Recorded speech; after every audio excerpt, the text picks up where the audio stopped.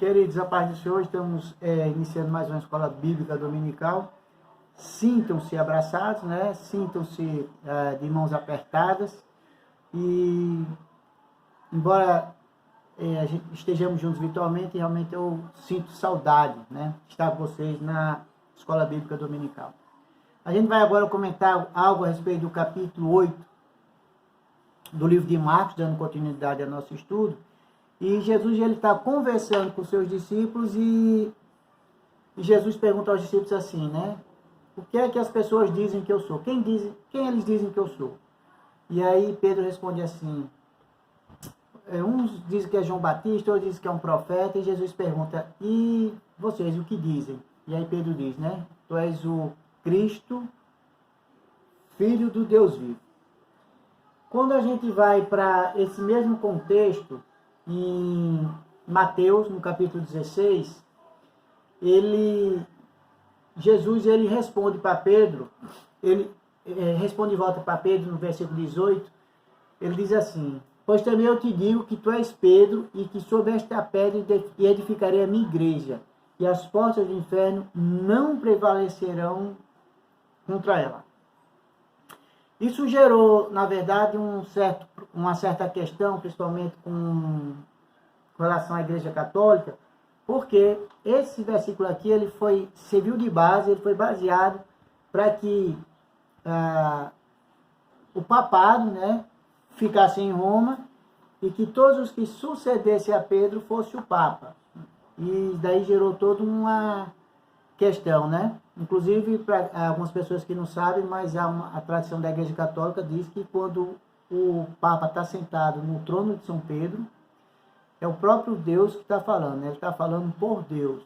E quando a gente pensa assim, então, a gente começa, né, a criar uma certa distorção, porque nós colocamos a palavra do homem igual à palavra de Deus, ou seja, igual à Bíblia. E isso é uma grande diferença nossa, né? Nós cremos que a Bíblia é a palavra de Deus. E os católicos acreditam na palavra de Deus, na Bíblia como palavra de Deus, mas também acreditam na tradição. E que as duas, na verdade, não tem nem, não vou nem dizer assim, não tem nem a mesma força, porque quando a tradição contradiz a palavra de Deus, então, muitas vezes, o que prevalece ali é a tradição. Ok? Então, sobre esse versículo aqui, a gente vai comentar algumas coisas de forma rápida, porque o nosso tempo é curto, tá? Quando Jesus diz assim, pois também eu te digo que tu és Pedro, Jesus está falando no sentido de Petros, tá? Esse Pedro é Petros, é como se ele dissesse assim, pois eu te digo que tu és Petros, tá? E quando ele fala assim, e sobre esta pedra edificarei a minha igreja, ele está falando de Petra, está falando de outro tipo de, outro termo. Então, é como se fosse assim, pois eu te digo que tu és Petros, e sobre esta Petra edificarei a minha igreja. Okay? A questão é que o nome de Pedro, Cefas, ele também remete à pedra, à rocha. Tá? Então, Jesus está dizendo assim, olha, pois eu também te digo que você é Pedro, ou seja, você é Petros, né? Está fazendo só um trocadilho, tá? Olha, seu nome Cefas, é pedra. Então, assim, pois eu digo também que você também é um Petros, uma pedra. E ele diz, e sobre esta pedra edificarei a minha igreja. Mas que pedra é essa que ele está falando? Né? Essa pedra aqui que ele está falando, e sobre esta pedra edificarei a minha igreja, ele está falando a respeito de quando Pedro respondeu assim, no versículo 16, do versículo 16, do capítulo 16 de Mateus, quando Pedro responde assim, né? Tu és o Cristo, Filho do Deus vivo. Ok? Então, Jesus ele faz um trocadilho e diz assim para Pedro, né? Pois eu digo que seu nome também é pedra, mas sobre esta pedra, que pedra é? A pedra que diz que Jesus é o Cristo e Filho do Deus vivo, ou seja, sobre isso aí que você falou, sobre o fato de eu ser o Cristo e Filho do Deus vivo, né? É que eu edificarei a minha igreja, tá? Então não é questão de Pedro vai edificar a igreja porque Pedro significa pedra, não é isso. mas que é fundamentado na verdade, né, inabalável, né, inquestionável de que Jesus Cristo é o Filho do Deus vivo. Então, essa é a pedra que Jesus estava falando, a respeito de qual toda a igreja ela vai ser edificada, ok?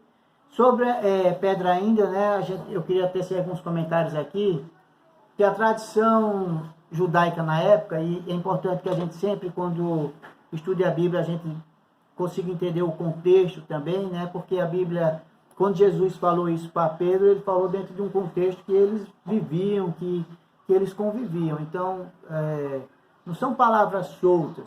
E aí a gente precisa conhecer um pouco do contexto da palavra de Deus para poder entender um pouco mais. Então, a tradição da época era que que Deus, e Abraão também, mas principalmente Deus, ele era conhecido como a rocha, tá? Então, se a gente pegar alguns versículos aqui que eu separei, por exemplo, Deuteronômio 32:4, diz assim: ele é a rocha cuja obra é perfeita. Então está falando de Deus, né? Deuteronômio 32:31, porque a rocha deles não é como a nossa rocha, né? 1 Samuel 2:2, rocha não há nenhuma como o nosso Deus, né? 2 Samuel 22:2, o Senhor é minha rocha, minha fortaleza e meu libertador. Salmo 18:31, que rocha há fora do nosso Deus. Então, jamais um hebreu ele falaria ou compararia como uma rocha, né? Compararia um ser humano como uma rocha. Então, assim, quando Jesus está falando isso, Jesus está ali invocando a divindade dele, ok? Fora isso também, outro comentário que eu queria fazer é que isso começa a gerar também uma certa dependência e o que a gente chama de um sacramentalismo, tá? Então, a Igreja Católica ela é baseada em toda uma visão sacramentalista, que significa o quê? Que todo o nosso relacionamento com Deus ele tem que passar por dentro da igreja, né? Por exemplo, para que os nossos pecados sejam perdoados, eles têm que ser confessados a um padre. Então, isso é um ensinamento, isso é uma filosofia sacramentalista. Então, não há salvação, segundo a concepção católica, fora da igreja, tá? Tem que passar por dentro da igreja. Então, os sacramentos não só são necessários, mas os sacramentos, digamos assim, eles unem, né? Nos unem ao divino. Eu vou usar esse termo. Tanto é que a ceia, segundo a Igreja Católica, a hóstia, que eles chamam de hóstia, né? Que é na verdade, né, na questão deles, né? Ela literalmente se transforma na carne de Cristo. Já nós não pensamos assim, nós acreditamos como um memorial, tá? Então, enquanto que a Igreja Católica ela é sacramentalista, né? Ou seja, tudo nosso relacionamento com Deus ele tem que passar por dentro da igreja, eu vou usar esse termo. Nós que somos evangélicos e protestantes, nós não pensamos assim. Nós acreditamos que nós temos acesso direto a Deus quando nós aceitamos Jesus como Senhor e Salvador e quando nós recebemos, né, o Espírito Santo e nos permitimos ser templos do Espírito Santo de Deus, ok? Não existe para a gente nada que sirva de mediação entre nós e Deus, a não ser Jesus Cristo. Quando a gente vai para 1 Timóteo, capítulo 2, versículo 4, 5 e 6, a gente pode perceber isso bem, né? Quando diz assim, a palavra de Deus,